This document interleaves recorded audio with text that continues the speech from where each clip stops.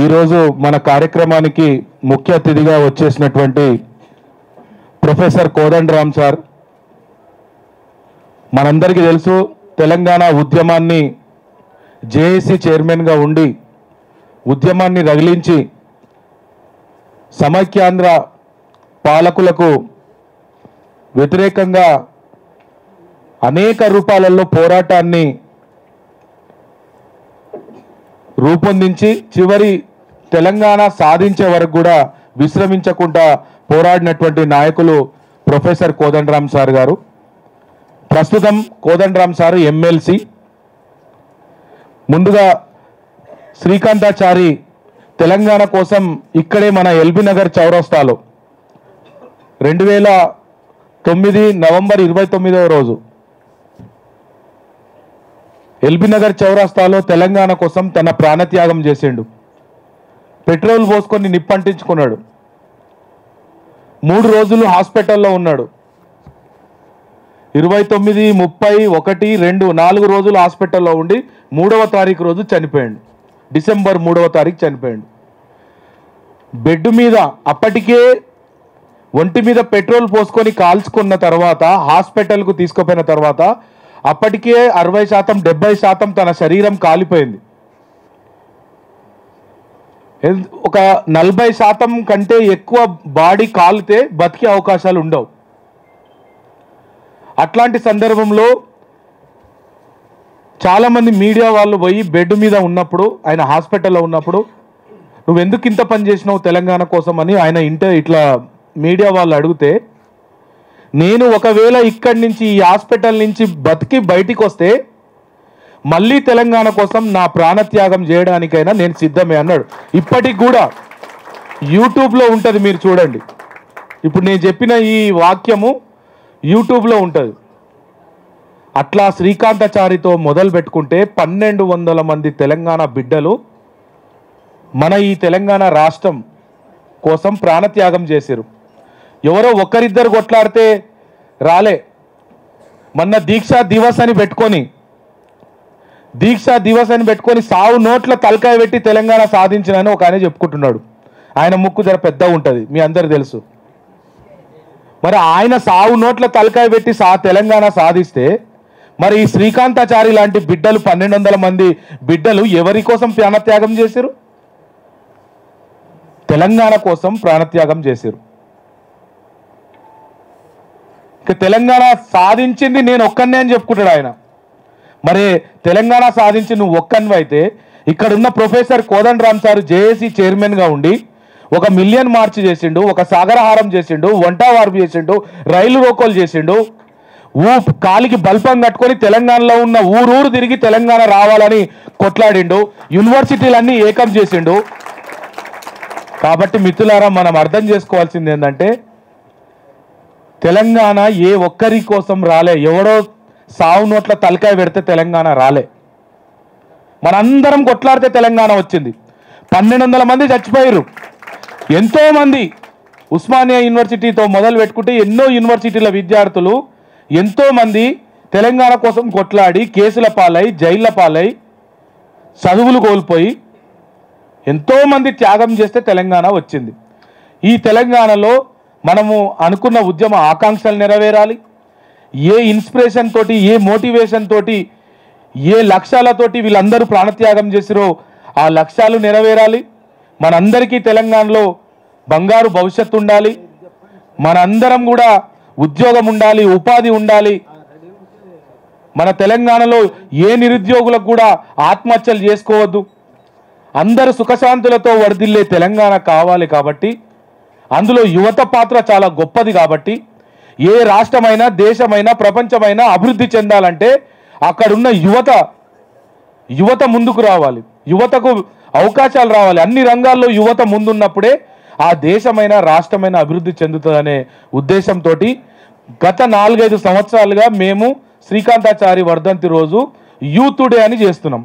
అంటే యువత సమస్యలు కానీ, రేపు తెలంగాణలో తెలంగాణ అభివృద్ధిలో కానీ, తెలంగాణ నిర్మాణంలో యువత ఎట్లుండాలనేది ఒక చర్చ కోసం ఈ కార్యక్రమం పెడతా ఉన్నాం మిత్రులారా.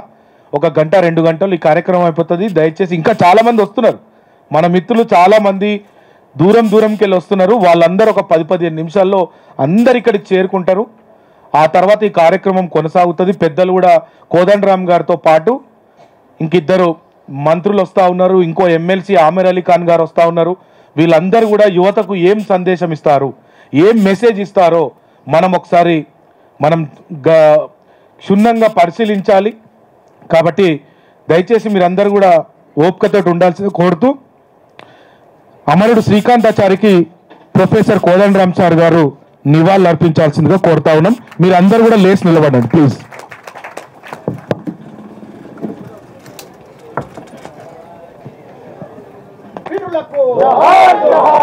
తెలంగాణ మన వీరులకు అమరుల ఆశయాలను సాధించుకుందాం, ప్రజాస్వామిక తెలంగాణను సాధించుకుందాం, యువత తెలంగాణను. మిత్రులారా, గత 4 సంవత్సరాలుగా శ్రీకాంతాచారి వర్ధంతి చేస్తూ యూత్ డేగా చేస్తూ గత ప్రభుత్వం ఉండే అనేక సమస్యలు ఆ ప్రభుత్వం దృష్టికి తీసుకపోతే ఏం పట్టించుకోలేదు. ఒక జాబ్ క్యాలెండర్ ఉండాలని కొట్లాడినాం. అంటే ఏ నోటిఫికేషన్ ఎప్పుడు వస్తుంది అనేది ఒక షెడ్యూల్ లాగా ఉంటే మనకు ప్రిపేర్ కావడానికి ఈజీగా ఉంటుంది. దానికోసం అనేక పోరాటాలు చేసినాం. ఉద్యోగ నోటిఫికేషన్లు రెగ్యులర్గా రావాలని కొట్లాడినాం.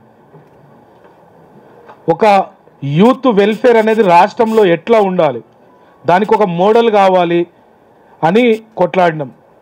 ఇట్లా అన్ని ఏ అంశాన్ని కూడా గత ప్రభుత్వం పట్టించుకోలేదు. ఏం చేస్తారు, ప్రజలు చూసి చూసి నిరుద్యోగ యువత తెలంగాణ కోసం కొట్లాడినాం. గత 10 ఏళ్ళు ఒక ప్రభుత్వం ఉంది. మనం ఎన్ని దృష్టికి తీసుకుపోయినా వినలేదు. ఏం చేశారు నిరుద్యోగులు? సరిగ్గా 1 సంవత్సరం కింద ఇదే రోజు, ఇదే డిసెంబర్ 3వ తారీఖు పోయిన సంవత్సరం తెలంగాణలో ఎలక్షన్ జరిగింది. నిరుద్యోగులు యువకులు పెద్ద ఎత్తున ప్రభుత్వాన్ని మార్చారు. కాంగ్రెస్ పార్టీ ఆధ్వర్యంలోని ప్రజాప్రభుత్వాన్ని తీసుకొచ్చారు. ఈ 10 నెలల్లో మనకు జాబ్ క్యాలెండర్ వచ్చింది. 10 సంవత్సరాలు ఉండి వాళ్ళు జాబ్ క్యాలెండర్ ఇవ్వలేకపోయారు. 10 నెలల్లో జాబ్ క్యాలెండర్ వచ్చింది. పేపర్ లీకేజీలకు తెలంగాణ దేశంలో ఒక అడ్డా అయిపోయింది. టీఎస్పీఎస్సీ పేపర్ లీకేజీలు. పేపర్ లీకేజ్ ఎట్లా అమ్ముడు పోయిందంటే ఇక కూరగాయలు పల్లి పటానీలు అమ్మినట్టు ఒక ఎగ్జామ్ పేపర్ని అమ్ముకున్నారు. మీ అందరు తెలుసు, మీరు కూడా చూసుంటారు. వెంటనే ఈ ప్రభుత్వం రాగానే టీఎస్పీఎస్సీ ప్రక్షాళన జరిగింది.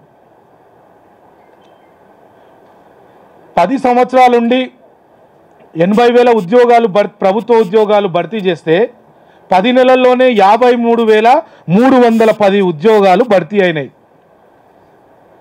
వాళ్ళకు ఉద్యోగ నియామకాలు ఇచ్చేదాన్ని ఒక నిరుద్యోగుల ఒక కలల పండుగగా ఇలా రాష్ట్రంలో అపాయింట్మెంట్ లెటర్స్ ఇచ్చే పండుగ జరుగుతుంది. ఎస్సీ గురుకులాలు, ఎస్టీ గురుకులాలు, మైనార్టీ గురుకులాలని విభజన విభజన చేశారు. మళ్ళీ కులమత విభేదాలు లేని, ఎలాంటి తారతమ్యాలు లేని ఒక భావి తెలంగాణ పౌరులను స్కూళ్ళ నుంచే తయారు చేయాలి. పిల్లలను ఒక మంచి పౌరుడుగా తయారు కావాలంటే స్కూల్ నుంచే చేయాలి. పెద్దగైనాక చేస్తా అంటే వినడాడు. కాబట్టి మళ్ళీ ఇంటిగ్రేటెడ్ స్కూల్స్ అని మళ్ళీ అన్నీ కలిపి ఒకే campus, SC ST BC minority ఇవన్నీ ఉండవు, ఒకటే క్యాంపస్లో అందరూ చదువుకుంటారు. స్పోర్ట్స్ యూనివర్సిటీ వచ్చింది, స్కిల్ యూనివర్సిటీ వచ్చింది. ఇవన్నీ వచ్చినందుకు ఇప్పుడున్న ప్రభుత్వము మన గురించి, యువత గురించి, నిరుద్యోగుల గురించి ఆలోచన చేస్తున్నందుకు మనందరి తరపున ఈ ప్రభుత్వానికి కృతజ్ఞత తెలియజేద్దాం చప్పట్లతోటి. అయినా ఒక మిత్రపక్షంగా ఒక తెలంగాణలో ఒక దిక్సూచిగా ఉన్నటువంటి కోదండరామ్ గారు ఇంకా ఆయన నాయకత్వంలో, ఆయన మార్గనిర్దేశకత్వంలో ఇంకా ఒక మంచి యూత్ వెల్ఫేర్ ఉండేటట్టు మన రాష్ట్రాన్ని మనం తయారు చేసుకోవాలి. కాబట్టి ఇంకా ప్రభుత్వం కొన్ని చేస్తుంది, ఇంకా మన బాధ్యతగా ప్రభుత్వం దృష్టికి కొన్ని విషయాలు మనం తీసుకుపోదామని ఈ కార్యక్రమం చేశాము. ఒకటి, యువత సమగ్రాభివృద్ధికి యోజన విధానాన్ని రూపొందించాలి. ఒక మోడల్ అంటే యూత్ వెల్ఫేర్ కోసం ఒక మోడల్ ఉండాలి. 2, ఉద్యోగ ఉపాధి కల్పన లక్ష్యంగా ఆర్థిక విధానాలు ఉండాలి. స్థానిక పరిశ్రమలలో ఇక్కడ లోకల్ వాళ్ళకే ఉద్యోగాలు వచ్చేటట్టు కంపెనీలలో ఒక ప్రత్యేక చట్టం ఉండాలి.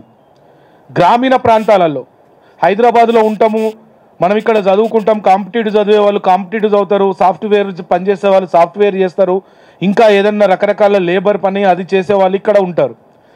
విలేజ్లలో కూడా గ్రామాలలో కూడా చాలామంది ఉంటారు. కొద్దిసేపు వ్యవసాయము 2 గంటలు 3 గంటలు ఏదైనా పని చేసుకుంటారు, తర్వాత ఫ్రీగా ఉంటారు. అక్కడ కూడా విలేజ్ బ్యాక్గ్రౌండ్లో కూడా వాళ్ళకు కూడా ఎంప్లాయ్మెంట్ పెంపొందించడానికి ఒక మోడల్ తయారు చేయాలి. గ్రామీణ వ్యవసాయ రంగంలో కూడా ఉపాధి కల్పనకు ఒక మోడల్ తయారు చేయాలనేది కూడా ఒక అంశం పెట్టాము. ప్రతి నియోజకవర్గంలో స్కిల్ డెవలప్మెంట్ సెంటర్లు ఉండాలి. జిల్లా నుంచి మొదలు పెట్టుకుంటే మనం ఒక కోర్సు నేర్చుకుంటాము 6 నెలల్లో, 1 సంవత్సరము, ఒక సర్టిఫికేట్ వస్తుంది, ఒక టెక్నికల్గా మనము కొన్ని స్కిల్స్ నేర్చుకుంటాము, మనకు ఎట్లాగో ఒక క్వాలిఫికేషన్ ఉంటుంది. దాంతోపాటు ఈ స్కిల్ కూడా తోడైతే మనకు ఉద్యోగం వస్తుంది, కొద్దిగా జీతం కూడా ఎక్కువ వస్తుంది. స్కిల్ లేకపోతే ఇంజనీరింగ్ చదివిన వాడు కూడా రోడ్ల మీద ఉద్యోగం లేక తిరుగుతుండు, స్కిల్స్ లేక. ఇంజనీరింగ్ చదివిన వాళ్ళు కూడా మళ్ళీ కానిస్టేబుల్ ఉద్యోగానికి, ప్యూన్ ఉద్యోగానికి మళ్ళీ అప్లై చేస్తున్నాడు. ఎందుకు? స్కిల్స్ లేవు.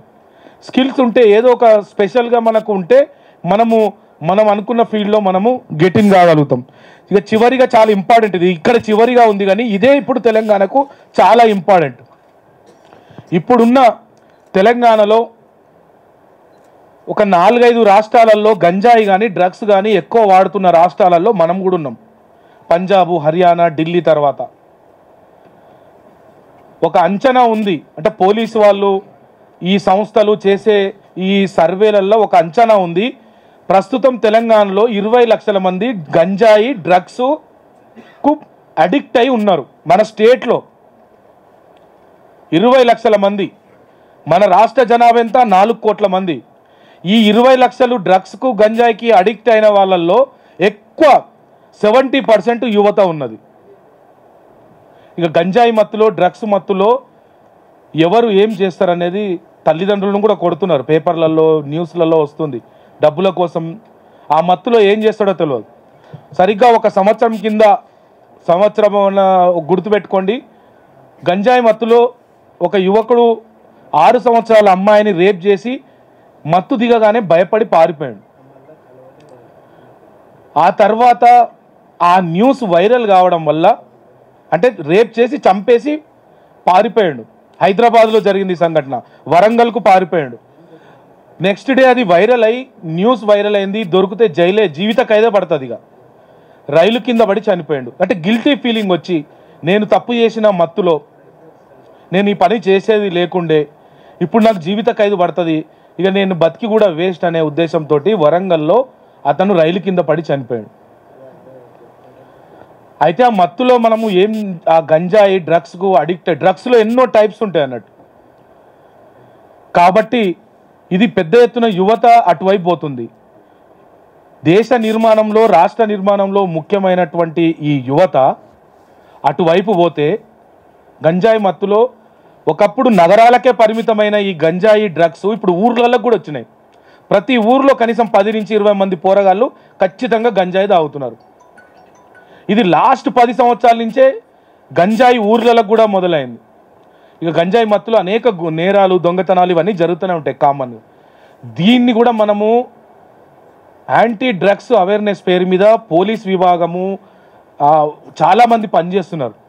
కానీ యువతలో, మనలో ఒక ఇన్స్పిరేషను, ఒక మోటివేషను, మనము యూత్గా మనము అనుకోకపోతే ఆ పని అంత తొందరగా కాదు. కాబట్టి మనము దానికి కూడా వ్యతిరేకంగా, ముఖ్యంగా ఎక్కడ మొదలవుతుంది ఇది?